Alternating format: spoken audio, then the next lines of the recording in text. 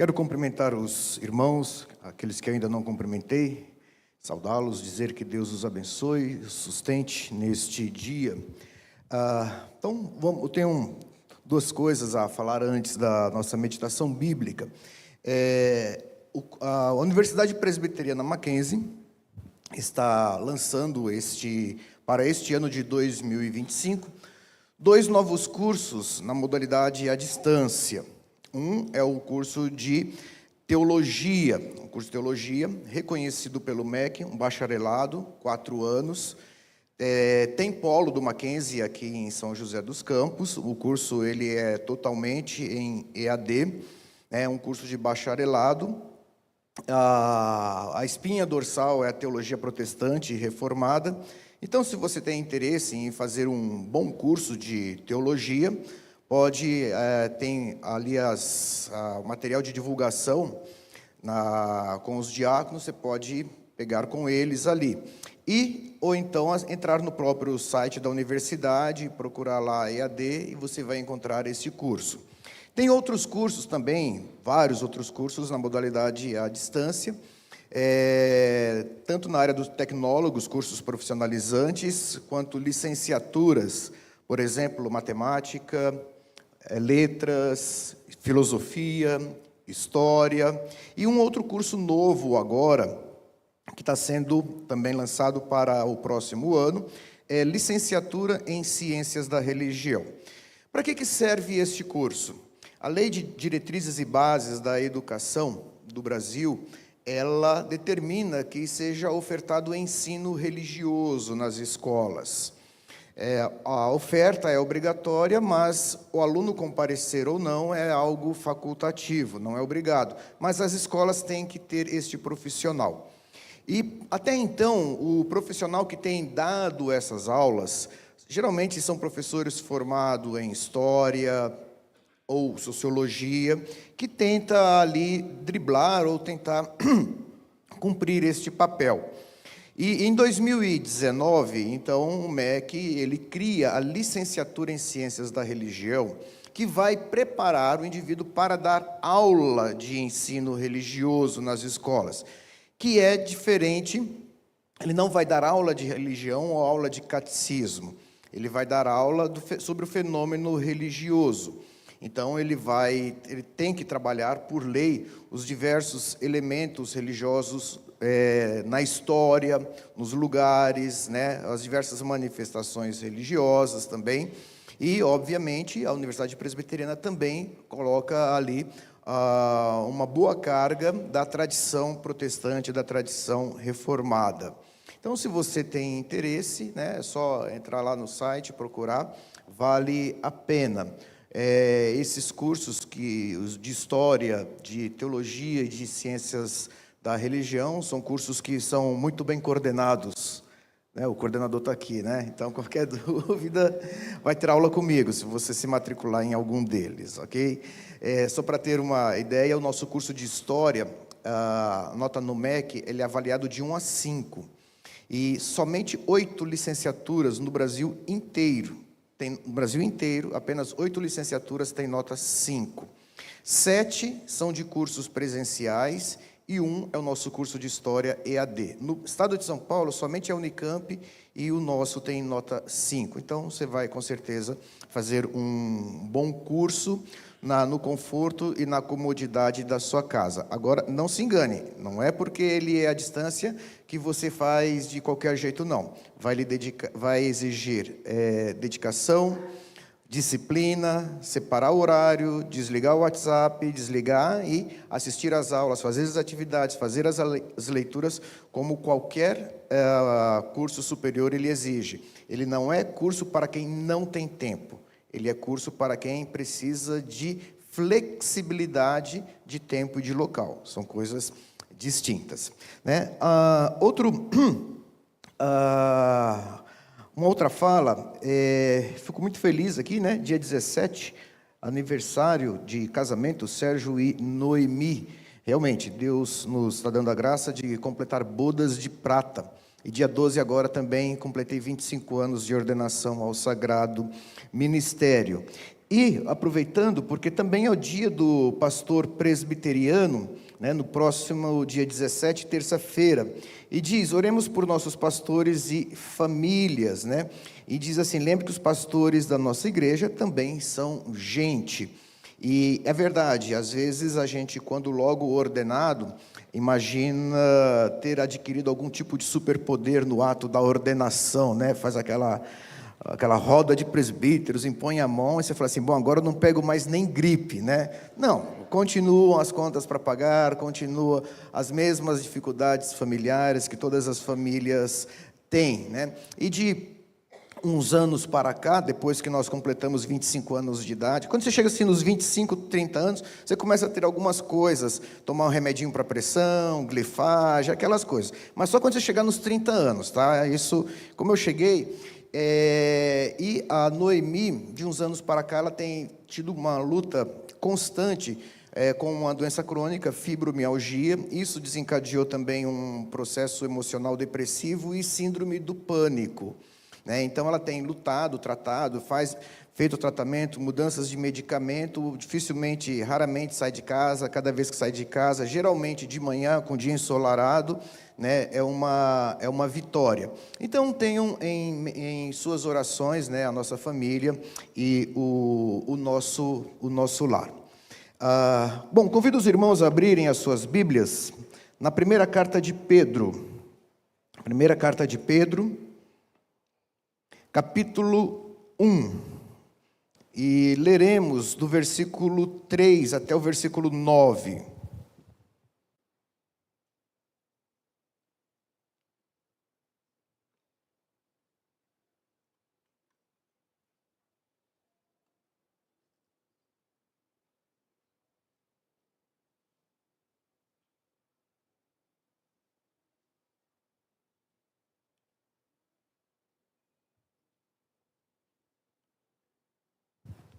E enquanto os irmãos fiquem com o texto aberto, 1 Pedro, mas eu quero ler 2 versículos, apenas ouçam, que está em Provérbios, capítulo 30, palavras de Agur, filho de Jaque, de Massá.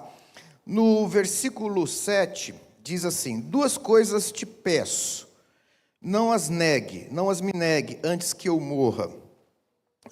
Afasta de mim a falsidade e a mentira. Não me des nem a pobreza e nem a riqueza. Dá-me o pão que for necessário. Para não suceder que, estando eu farto, te negue e diga, quem é o Senhor? Ou empobrecido, venha furtar e profane o nome de Deus.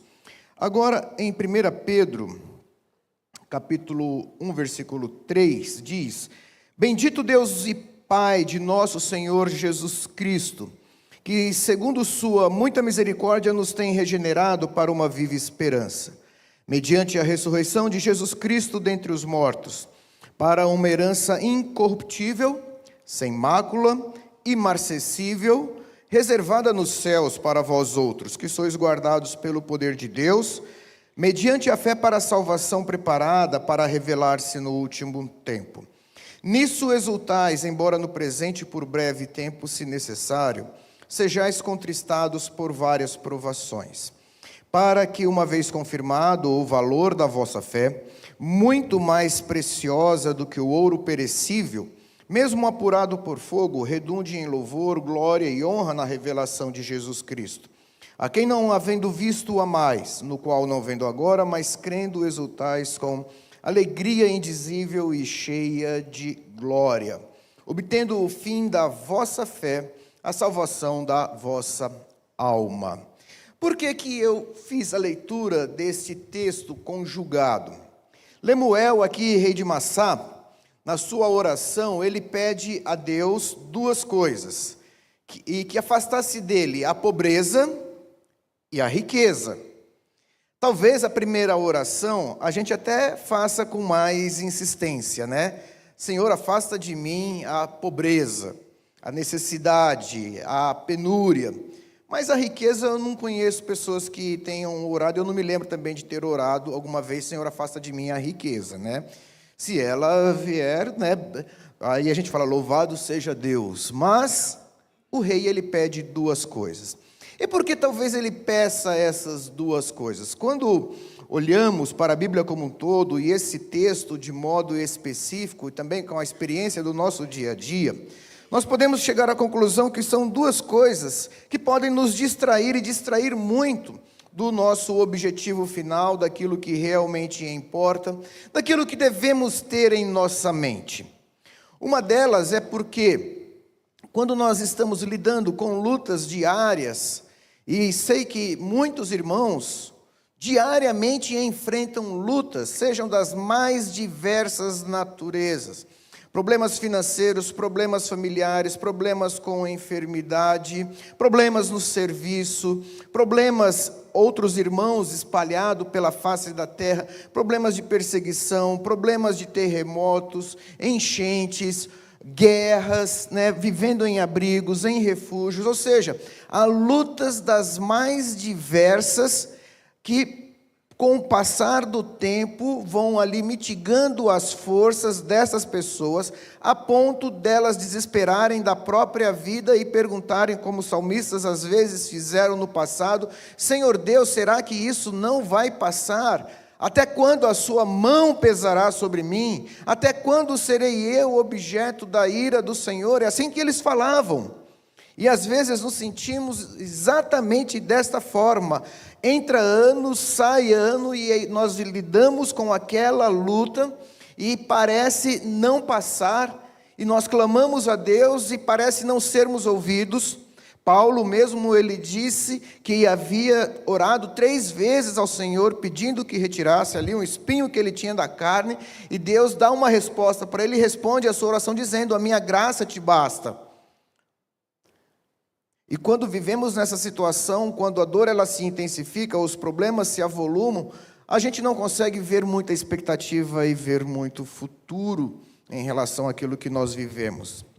E do outro modo, quando tudo está bem demais, temos saúde, os filhos passaram em boas universidades, temos a nossa aposentadoria garantida, as coisas estão tranquilas em casa, nós olhamos ali para a nossa situação e podemos dizer, igual aquela parábola que Jesus contou: Senhor, o que eu tenho é o suficiente, ó vida, bebe, regala-te, porque não preciso de mais nada nessa vida.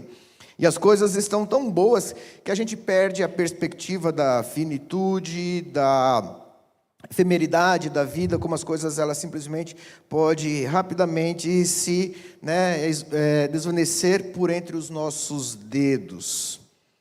E Pedro, ele escreve algo muito belo aqui, que nos chama a atenção se estivermos vivendo ou num extremo ou no outro.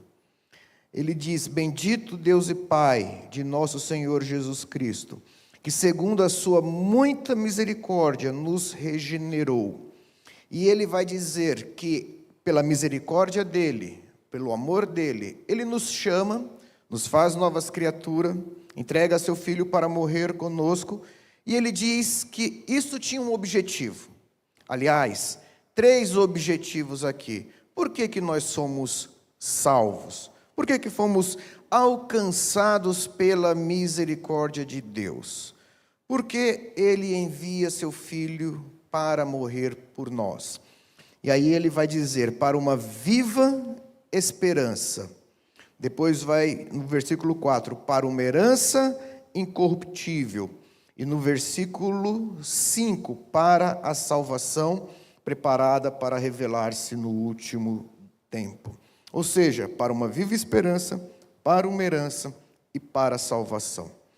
Então, enquanto rapidamente comentamos aqui, gostaria que você estivesse pensando: a minha situação, ela está naquele ponto onde praticamente chego a me desesperar? Ou está naquele ponto que eu não tenho tantas coisas com que me preocupar e acabo esquecendo que há algo além, há algo mais? O texto diz: para uma viva esperança, mediante a ressurreição de Jesus Cristo dentre os mortos. Essa esperança não se trata apenas de que eu espero que as coisas deem certo no final. Eu sempre brinco aqui com o pastor Gustavo, que eu acho que ele teve muita esperança que o time dele não caísse para a segunda divisão até a última rodada. E ele ficou na expectativa e na esperança, e veio, se concretizou.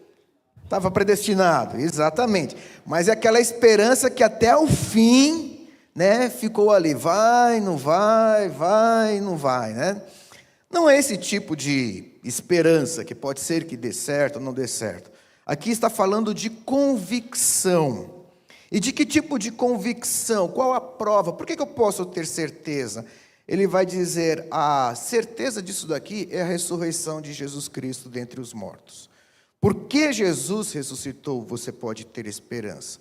Porque Jesus Cristo ressuscitou, é garantido, é certo que nós receberemos aquilo que está prometido. Então, se você está vivendo em lutas, dores, aflições, saiba que há esperança. Talvez, não para ser revelada neste momento, precisaremos de forças para caminhar até o final, mas essa esperança existe. Ou, se você vive no outro ponto em que está tudo muito bem, não coloque nisso a sua esperança. O texto bíblico nos diz também, se as vossas riquezas prosperam, não ponhais nisso o vosso coração. Mas, versículo 4, para uma herança incorruptível. Essa herança é aquilo que Deus tem guardado para nós. Certa vez eu vi uma entrevista do filho do Tim Maia, no Jô Soares, e o Jô Soares perguntou, bom, seu pai tem muitos sucessos, então deve ter deixado uma boa herança. Aí ele falou, Jô, meu pai deixou uma boa herança, eu tenho um monte de conta dele para pagar. E aí tem os direitos autorais das músicas, e durante muito tempo, o que ia entrar é para pagar a herança que meu pai deixou. E às vezes são heranças que ficam aí para as famílias, certas heranças que na verdade não são heranças, são abacaxis, para serem descascados. Essa herança não, essa herança é uma herança incorruptível, ela não depende da taxa Selic, ela é sem mácula, não tem nada que diminua o seu valor, é imarcessível, ou seja, de valor incalculável, e diz, reservada nos céus para vós outros. Ela está guardada por Deus. Muitas vezes alguns filhos têm heranças que estão reservadas para eles. Mas quem garante que esses filhos sobreviverão aos pais para receber essa herança? No caso aqui o texto diz que guardada para vós que sois guardados pelo poder de Deus.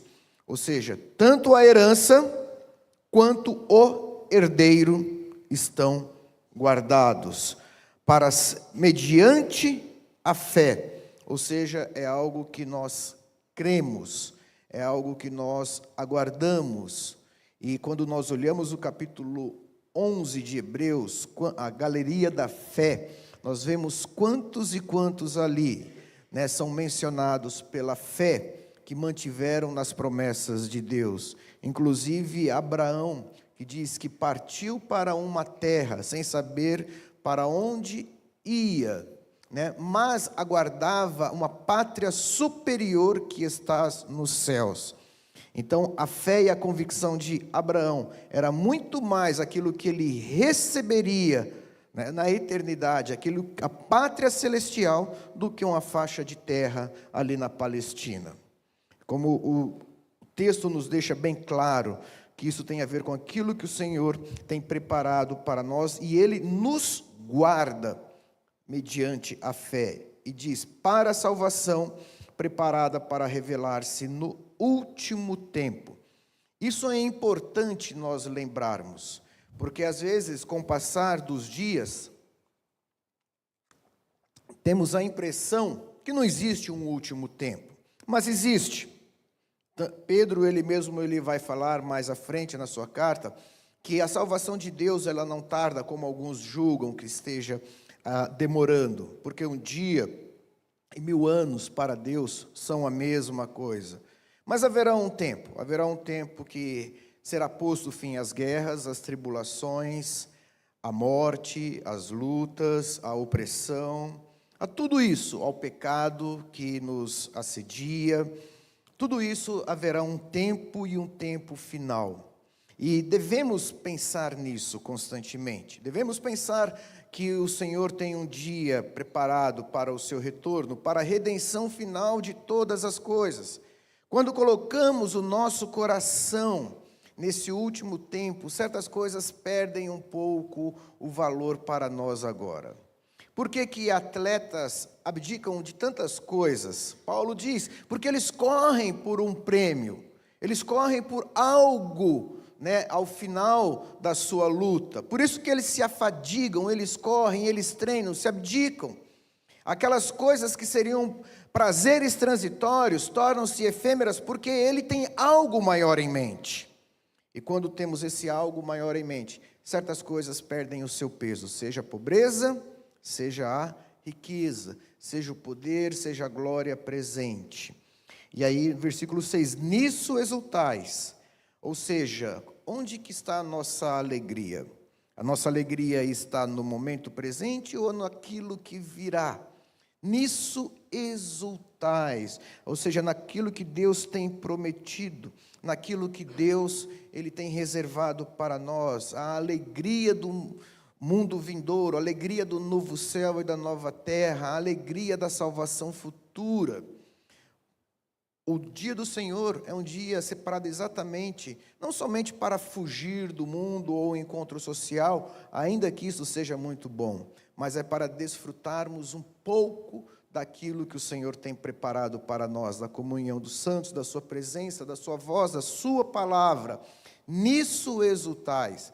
Deveríamos cantar mais sobre o céu, deveríamos orar mais, Maranata, a hora vem Senhor Jesus, porque é assim que termina o Novo Testamento.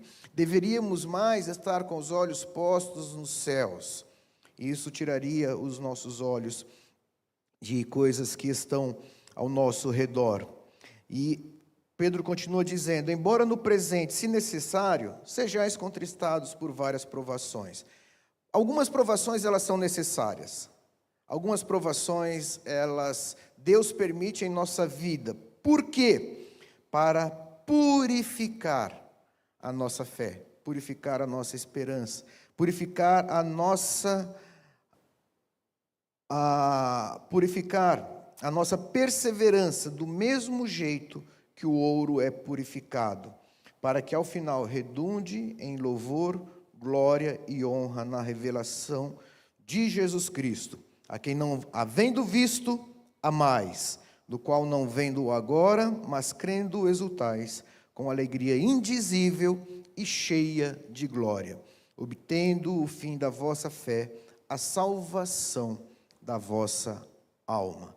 Senhor, não me dê pouco nem muito, mas me dê exatamente essa esperança, me dê essa convicção, me dê essa gratidão, e que constantemente eu oro, bendito Deus e Pai, que nos regenerou para uma viva esperança, para uma herança incorruptível e para a salvação preparada. Que Deus nos abençoe. Amém.